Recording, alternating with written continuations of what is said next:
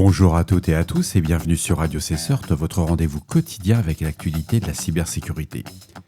Je suis Marc-Frédéric Gomez, nous sommes le mardi 18 novembre 2025, épisode 490, et au programme de celui-ci, l'exercice CyberArrow réunissant gouvernement, industrie et opérateurs d'infrastructures critiques en Australie pour renforcer les capacités de détection, d'investigation et de réponse. De nouveaux avis du CERT-FR, détaillant plusieurs vulnérabilités affectant les produits NetApp, Mozilla Thunderbird et Mattermost Server. Les contestations d'un chercheur concernant le calendrier de divulgation de la fuite Coinbase, après avoir signalé dès janvier une tentative de fraude liée au vol de données de décembre 2024. La neutralisation par Microsoft d'une attaque DDoS record de 15,72 terabits seconde menée par le botnet Aizuru et alimentée par des centaines de milliers d'appareils IoT compromis. Les correctifs publiés par Google pour une vulnérabilité 0-day de type confusion dans V8 activement exploitée ainsi que d'autres failles dans du moteur Chrome, une faille critique d'injection de commandes non authentifiées dans W3 Total Cache pour WordPress qui expose plus d'1 million de sites à l'exécution de code à distance. Et enfin, une excellente nouvelle, Thunderbird 145 qui apporte la prise en charge de Microsoft Exchange partielle, le DNS over HTTPS, des améliorations de performance et de nombreuses corrections. Serait-ce la fin d'Outlook ? En octobre 2025, l'Australian Signal Directorate, via l'Australian Cyber Security Centre, a conduit l'exercice CyberArrow, son plus vaste entraînement cyber à ce jour. L'initiative a réuni des acteurs gouvernementaux, des industriels et des infrastructures critiques du secteur de l'énergie, de la communication et de la finance. L'objectif était d'améliorer la préparation et la protection opérationnelle face à un incident cyber majeur.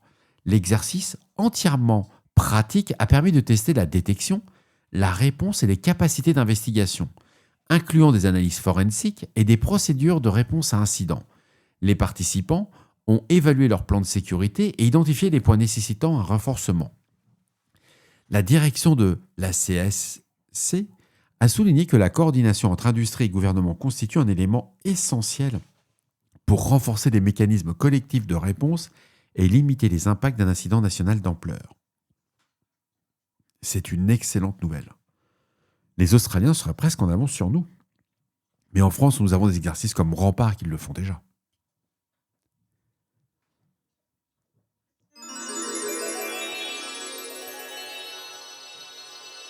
Le CERT-FR a signalé plusieurs vulnérabilités dans des produits NetApp issus des bulletins NetApp 2025 1114 005 et NetApp 006 ainsi que NetApp 008. Publié le 14 novembre 2025, ces failles affectent Brocat SAN Navigator, le fameux SAN-Nav, avant les versions 2.3.1b et l'ensemble des versions de HCI Compute Not Bootstrap OS. Ces vulnérabilités permettent un déni de service à distance, une atteinte à la confidentialité et une altération à l'intégrité des données. Les CVE associés sont la CVE 2024 45 782, la CVE 2025 1053 et la CVE 2025 31 498. Tous les correctifs sont disponibles dans les bulletins de sécurité de l'éditeur. Bref, vous l'aurez compris, on ne réfléchit pas, on patch. Le second bulletin du CERT-FR rapporte plusieurs vulnérabilités dans Mozilla Thunderbird, décrites dans les bulletins MFSA 2025-91 et MFSA 2025-90, publiés les 12 et 13 novembre 2025. Ces versions antérieures à la 140.5 et 145 sont concernées. Ces vulnérabilités permettent une exécution de code arbitraire à distance, un contournement de la politique de sécurité et un problème de sécurité supplémentaire non détaillé par l'éditeur publiquement. Les CVE associés sont de la CVE 2025 13012 à la CVE 2025 13027. Les correctifs sont disponibles dans les bulletins officiels de Mozilla.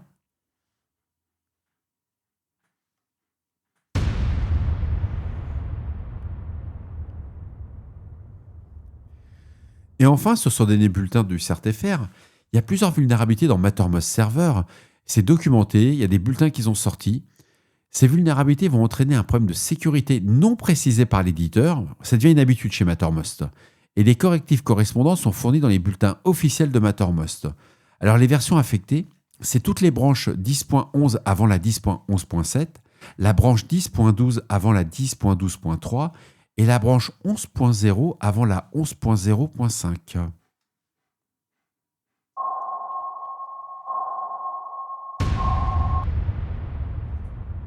Notre tabloïd anglais favori, The Register, nous informe qu'un chercheur en sécurité affirme que Coinbase connaissait dès janvier 2025 une compromission datant du 26 décembre 2024, lors de laquelle des acteurs malveillants auraient soudoyé le support interne pour obtenir les données de près de 70 000 clients.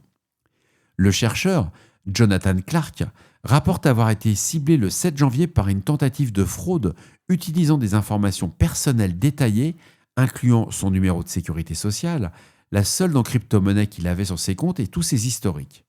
Il indique avoir transmis un rapport complet à Coinbase le jour même, recevant une réponse initiale du responsable Trust and Safety, et malgré 4 relances en janvier, il n'aurait obtenu aucune réponse. En mai, Coinbase a officiellement déclaré aux autorités américaines un vol de données touchant 69 461 clients, comprenant des identités, des documents officiels, des coordonnées ainsi que des données financières et historiques de comptes, ainsi qu'une tentative d'extorsion de 20 millions de dollars. Clark conteste le calendrier communiqué par l'entreprise, estimant avoir constaté l'exploitation des données dès janvier, mais aucun commentaire n'a été fourni par Coinbase aux sollicitations ultérieures.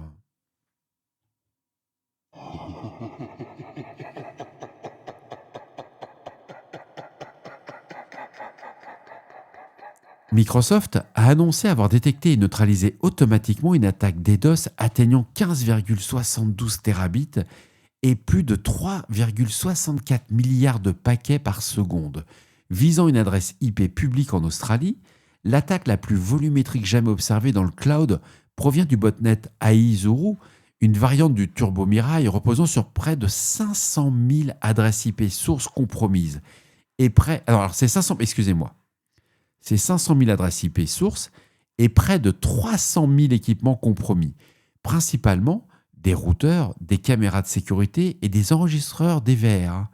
Les flux EDP étaient massifs, avec des ports sources aléatoires et un spoofing limité, facilitant la traçabilité. Aizuru est associé à des attaques majeures et fonctionnerait selon un modèle à clientèle restreinte. Les cibles observées sont majoritairement liées au secteur du jeu en ligne. Ce botnet offre également des capacités annexes. Il fait du credential stuffing, du scrapping automatisé, du spam, du phishing et de services de proxy résidentiels.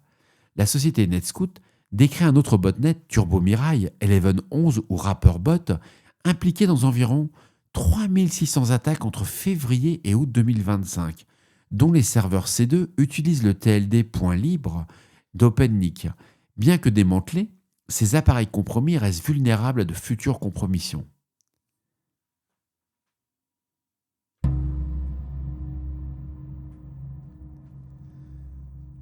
Google a publié une mise à jour de sécurité pour Chrome corrigeant 2 vulnérabilités. La CVE 2025 13223, c'est une faille de type confusion dans le moteur V8 activement exploité avec un score CVSS de 8.8. Elle permet une exécution de code arbitraire ou un crash via une page HTML spécialement conçue. La vulnérabilité a été signalée le 12 novembre 2025 par Clément Lesigne du TAG de chez Google et Google a confirmé l'existence d'un exploit actif mais ne fournit aucune information sur les acteurs, les cibles ou l'ampleur de l'attaque. Depuis le début de l'année, ce sont 7 0-day Chrome qui ont été corrigés, et ça va constituer le 3e type de confusion V8 activement exploité cette année. La mise à jour, évidemment, corrige la CVE 2025 13224 et un autre type de confusion V8 identifié par l'agent d'IA interne Big Sleep. Bref, il faut mettre à jour votre navigateur Chrome.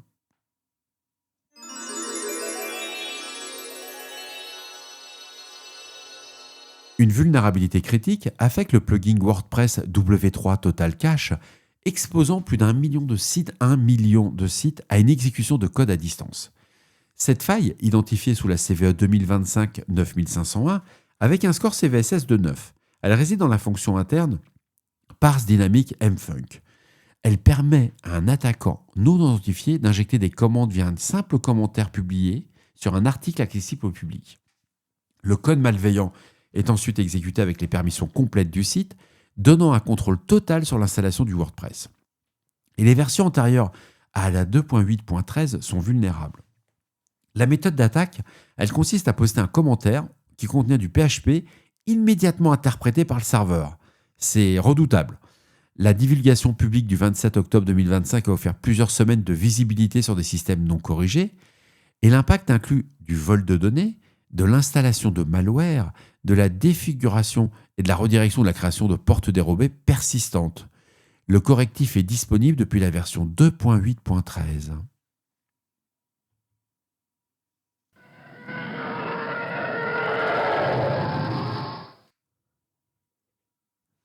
Et pour finir cette revue d'actualité, Thunderbird 145 introduit la prise en charge de Microsoft Exchange via l'API Exchange Web Services. Limité pour l'instant aux emails, les accès au calendrier et au carnet d'adresses sont prévus dans une mise à jour ultérieure. Ce client prépare également une intégration via Microsoft Graph, l'API recommandée pour les services Microsoft 365.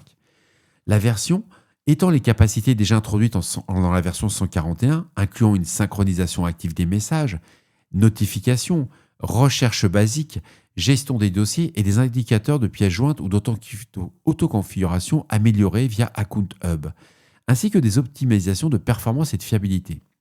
Alors dans les évolutions les plus notables, ça inclut aussi le support du DNS over HTTPS, la configuration manuelle dans Account Hub, la suppression des options Skype, le renommage de junk en spam et l'arrêt des binaires Linux x86 32 bits. Cette version corrige également divers dysfonctionnements: création de compte via extension, gestion des erreurs EWS, comportement du carnet d'adresse, de configuration sécurisé par défaut, correction du UI, voilà, un certain nombre de choses. Il y a aussi GNU-PG qui a été corrigé, les dossiers IMAP. Alors c'est une bonne nouvelle, on ne peut pas faire de la production avec Thunderbird 145. Si vous avez des serveurs Exchange, vous allez perdre un certain nombre de fonctionnalités. Mais on est dans la bonne voie, c'est une très belle intégration. Et je pense que les versions qui vont suivre vont nous permettre enfin d'avoir une alternative au client Outlook, qui est un client très sympa, mais il n'est pas au bon niveau, quoi. Aujourd'hui, les attaquants, ils maîtrisent parfaitement Outlook. Bon, Thunderbird a aussi ses trous, hein. Ça ne fera pas tout, mais pour nous, experts en cybersécurité, ça va nous aider quand même à avoir une alternative que nous n'avons pas aujourd'hui. Et voilà, cet épisode se termine. J'espère qu'il vous apportera des informations claires et utiles. N'hésitez pas à me faire vos retours sur le répondeur de Radio Cessort au 07 68 72 20 09. Et pour les plus timides, par email sur radiocessort@gmail.com. Je tenais à remercier les 10 auditeurs qui sont venus hier pour manger la raclette. C'est vrai que j'en ai fait peut-être un peu trop ces derniers jours en parlant que de ça, mais ça a été une soirée hyper sympa. Je ne m'attendais vraiment pas à ce type de soirée. Je suis venu avec des goodies et je suis reparti avec des cadeaux. C'est incroyable. C'est-à-dire ils m'ont offert, c'est fou, quoi. J'ai droit à un micro d'or, à des Lego Star Wars. Ils avaient quand même bien fait leur devoir quand même, hein. Mais top. Franchement, une gentillesse, du partage, un très bon moment. Alors c'était pour la 500e, mais réellement on n'était qu'à 489. Je sais pas si on va peut-être faire une fondue pour remettre le couvert, tellement c'était cool. Hyper sympa. En tout cas, je tiens à les remercier. Je vous embrasse tous très fort, mais eux plus particulièrement. Et d'ici là, on ne réfléchit pas, on patch. Même avec de la raclette, mais on patch. À demain. Ou à tout à l'heure, on verra. Au revoir. Ah ouais, 23h10, je vais être à la bourre.